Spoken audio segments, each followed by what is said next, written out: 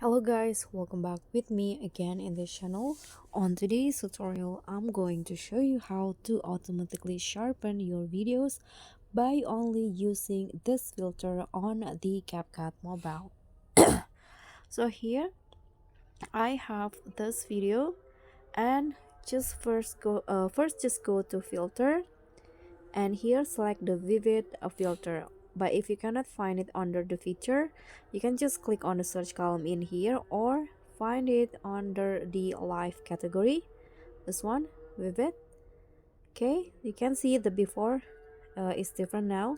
You can adjust the intensity, just click on the check icon, and let's see the before and after. So this is the before I apply the filter, and here is the after look. You can see now the colors looks more pop up. So that's all from me. Thank you so much for watching. Don't forget to like, comment, and subscribe, and also click on the thanks. Bye.